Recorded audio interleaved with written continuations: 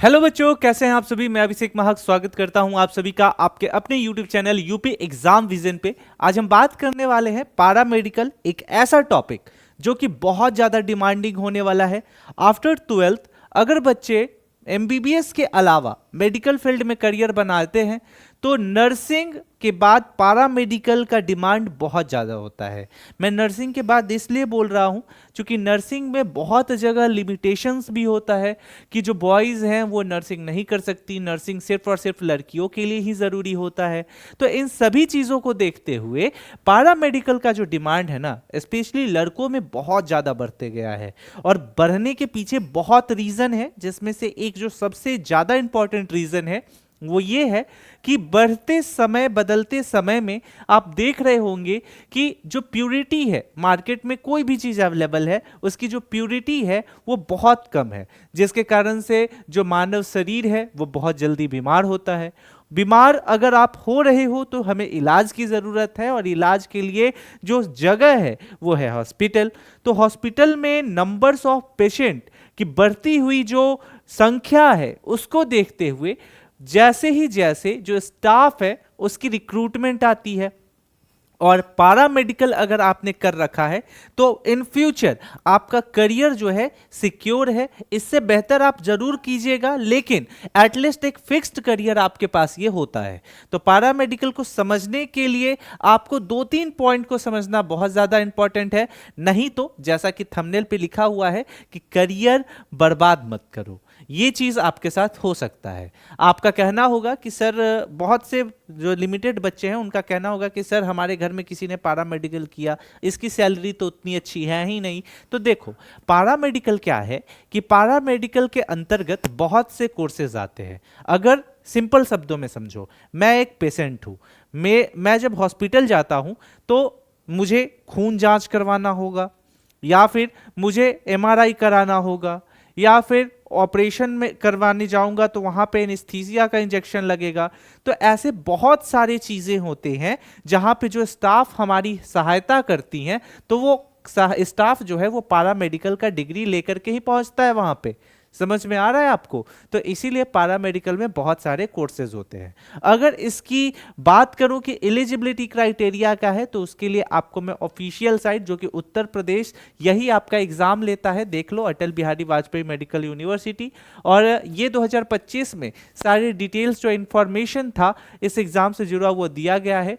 तो 2026 इसके आधार पर मैं आपको बता सकता हूं कि इसका जो एग्जाम होगा ये आपका जून जुलाई के अगस्त में होगा। ठीक है, अब यहां पे एक चीज और अच्छे से समझ लो। यहां पे आप देख सकते हो कि ये आपका ऑफिशियल पेज है ना, अटल बिहारी वाजपेयी मेडिकल यूनिवर्सिटी का। इसके पास देखो कि कितने सारे पारा मेडिकल के कोर्स होते हैं। अब ये सभी कोर्सेज को आपको अच्छे से देखना है, क्योंकि पारा मेडिकल में बहुत सारे फील्ड है, और उस फील्ड में से कुछ ऐसे चुनिंदा फील्ड हैं जिसकी जो डिमांड है वो बहुत ज्यादा है। और अगर आप अपनी स्पेसिफिकेशन उसी फील्ड से करते हो तो आपका जो करियर है और चार चांद लग जाएगा। जैसे कौन कौन सा है, तो यहां पे आप देख सकते हो, मैं यहाँ पे हाईलाइट कर रहा हूँ उस चीज़ को, यहाँ पे समझने का प्रयास कीजिए। जैसे अगर मैं सबसे पहले बात कर लूँ तो यहाँ लेबोरेटरी साइंस की बात कर रहा है, तो लेबोरेटरी से रिलेटेड आप लैब टेक्नीशियंस वगैरह में अपना करियर जो है वो बढ़ा सकते हैं।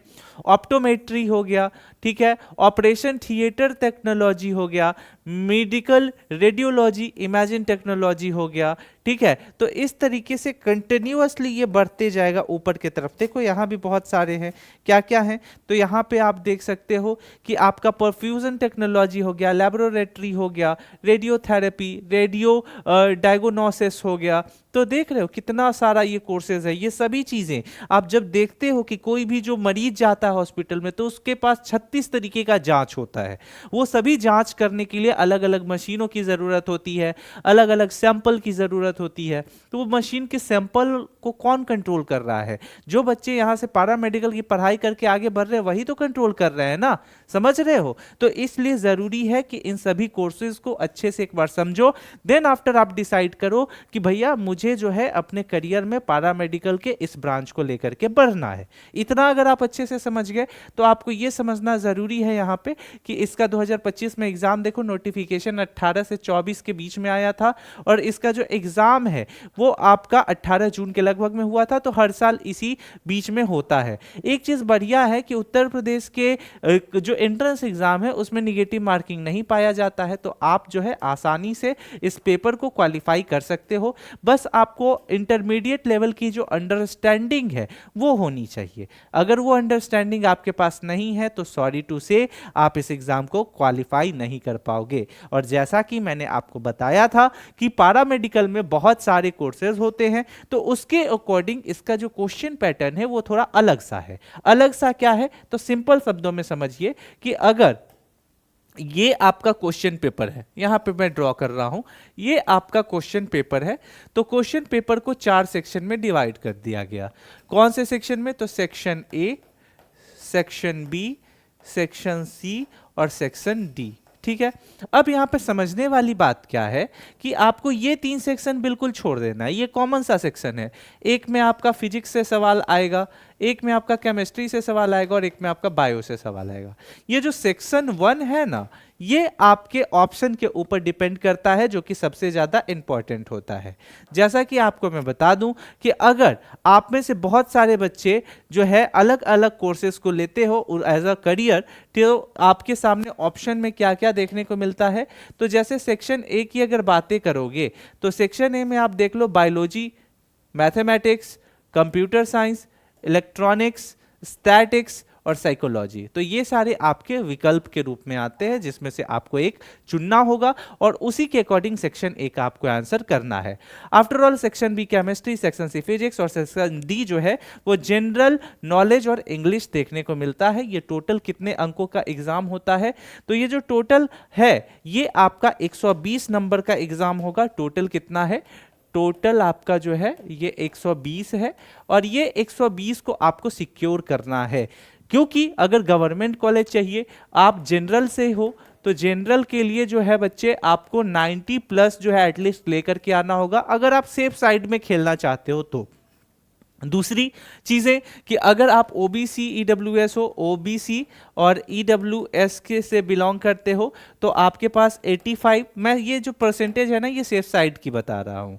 एससी और एसटी की अगर बात करूँ तो एससी एसटी का एटलीस्ट आपका 75 to 85 दोनों मिला करके चल लो। तो अगर आप इतना लेकर के आते हो तो आप सेफ साइड में हो। गवर्नमेंट कॉलेज आपको देने से कोई नहीं रोक सकता है और ये आपके लिए काफ़ी अच्छा अपॉर्चुनिटी है।